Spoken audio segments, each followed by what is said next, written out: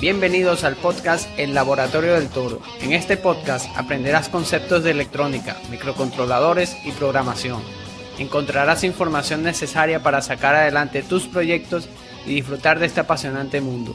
Mi nombre es Ricardo Concepción y los invito a acompañarme en este episodio. ¿Estás listo?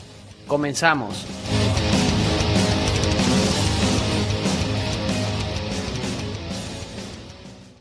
Bienvenidos al episodio número 42 del podcast El Laboratorio del Toro.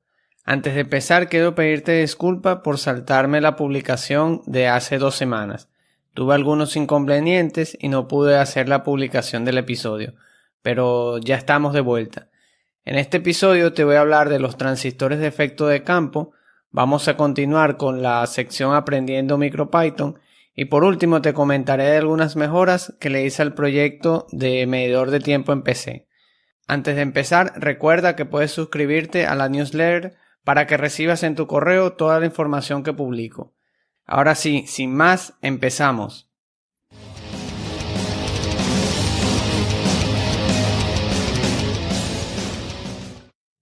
En un episodio anterior te hablé sobre los transistores y en especial sobre el transistor BJT o bipolar. En este episodio te voy a hablar de los transistores de efecto de campo y más concretamente del transistor tipo MOSFET. Como recordarás, el transistor es un componente que puede trabajar como amplificador o como un interruptor. Es uno de los componentes más utilizados en electrónica.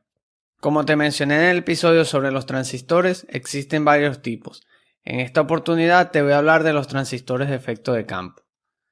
¿Qué son los transistores de efecto de campo? Estos tienen su nombre debido a que la corriente entre drenaje y fuente es controlada por un campo eléctrico, al contrario que en los transistores bipolares, en los cuales la corriente entre el colector y el emisor era controlada por la corriente de base. Esto es una diferencia entre ambos tipos de transistores. Un transistor de efecto de campo tiene 3 terminales o 3 patillas, al igual que el transistor bipolar, pero en este caso estos terminales tienen nombres diferentes. En los transistores de efecto de campo hablamos de puerta, que se representa con la letra G de la palabra gate en inglés.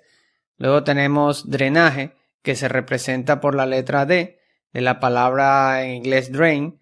Y por último la fuente o surtidor, como también lo dicen, que se representa por la letra S, que viene de la palabra en inglés source. Básicamente tienen las mismas funciones que los terminales base, colector y emisor en un transistor bipolar, solo que en este caso se llaman diferentes. Existen varios tipos de transistores de efecto de campo. Te voy a nombrar los más comunes, que son el JFET, el MOSFET y el IGBT. Seguramente existen otros tipos de transistores de efecto de campo, pero estos son los más conocidos. Vamos a hablar sobre el más popular, que es el MOSFET. En este episodio me voy a enfocar en este transistor, ya que es el transistor de efecto de campo más utilizado. Al igual que los transistores bipolares o BJT, los transistores MOSFET están compuestos de material semiconductor de tipo N y P, pero adicionalmente a esto, tienen un electrodo metálico conectado a un aislante en la zona donde se conecta con la puerta. Este aislante es una capa de óxido metálico. En la imagen que se muestra en las notas del programa puedes ver cómo está compuesto internamente un MOSFET. También te dejo en las notas del programa una imagen donde puedes ver los símbolos con los que se representan los MOSFET en los diagramas electrónicos. Muy parecido a los transistores bipolares, hay 2 tipos, del tipo N y del tipo P. En las notas puedes ver la imagen para cada tipo de transistor. Ahora vamos a hablar sobre las regiones de trabajo del MOSFET. Al igual que los transistores bipolares, los MOSFET presentan regiones de trabajo. Voy a describir brevemente las 3 regiones, pero antes te tengo que mencionar una característica importante en los transistores MOSFET y es su tensión umbral. Este es el valor de voltaje que debe ser superado para que el MOSFET comience a conducir. Vamos a iniciar con la región de corte. En esta región, el voltaje entre la puerta y la fuente o el surtidor es menor al voltaje umbral. Aquí el transistor se comporta como un interruptor abierto, al igual que en los transistores BJT. Es decir, que no pasa corriente entre el surtidor y el drenador, por lo que decimos que la corriente IDS es igual a 0.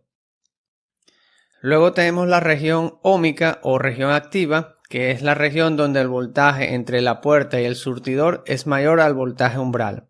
En este caso, el MOSFET se comporta como una resistencia variable. De esta forma podemos controlar la corriente IDS variando el voltaje entre la puerta y el surtidor. La forma de trabajo en esta región la explicaré en un próximo episodio. Por último tenemos la región de saturación. En esta el MOSFET entra cuando la tensión entre el drenador y el surtidor es mayor a un voltaje llamado VDS de saturación, que sería el voltaje drenador-surtidor de saturación. Este valor se consigue en el datasheet del dispositivo. En esta región, la corriente IDS se mantiene constante, siempre y cuando el voltaje entre la puerta y el surtidor sea mayor al voltaje umbral y el voltaje entre el drenador y el surtidor sea mayor al voltaje VDS de saturación. En un próximo episodio te ampliaré un poco más sobre estas zonas de trabajo y colocaré algunos ejemplos. Por último, vamos a hablar de los usos del transistor MOSFET. Estos transistores tienen muchos usos, al igual que los transistores bipolares. Los MOSFET son más utilizados en aplicaciones donde se requiere más potencia, ya que estos pueden manejar corrientes elevadas y son más eficientes que los transistores bipolares. Entre estos usos tenemos en amplificadores de dispositivos de radiofrecuencia, en convertidores de CDC, en controladores de velocidad para motores y en fuentes de alimentación conmutadas. Como puedes ver, los transistores MOSFET son muy útiles en aplicaciones de potencia. Aprendiendo MicroPython. Espero que ya en este punto tengas tu ESP32 con MicroPython instalado. Si no es así, te recomiendo que revises los episodios anteriores donde expliqué cómo hacerlo. Vamos a iniciar ahora nuestro primer programa en MicroPython.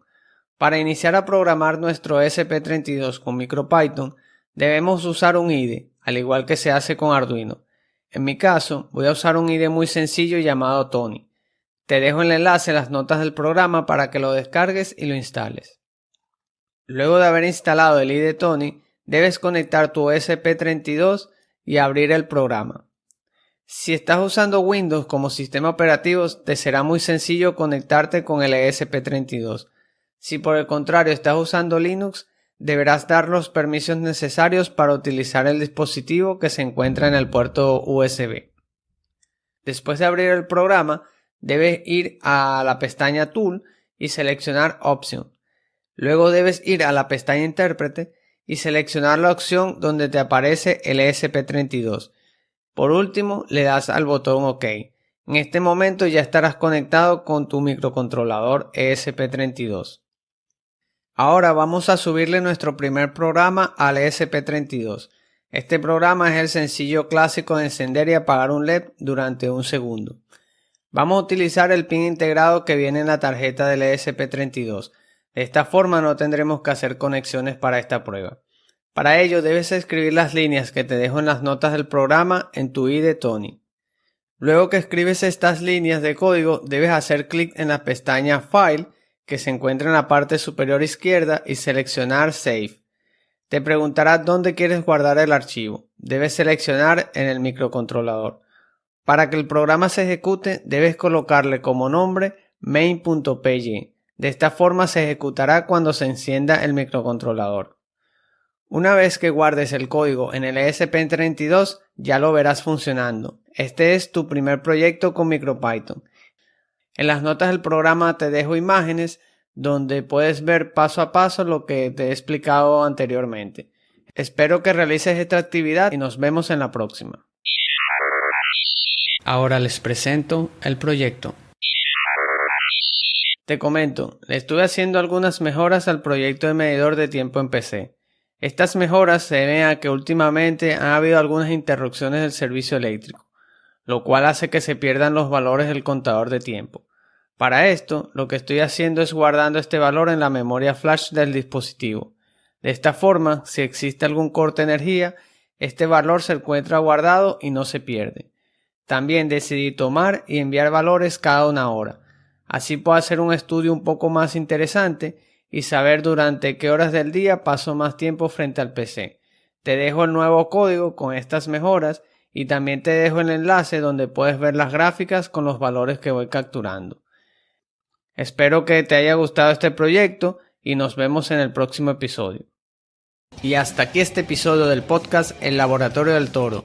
Puedes consultar las notas de este programa en mi sitio web www.rjconcepcion.com en la pestaña podcast. Muchas gracias por acompañarme y nos vemos en el próximo episodio.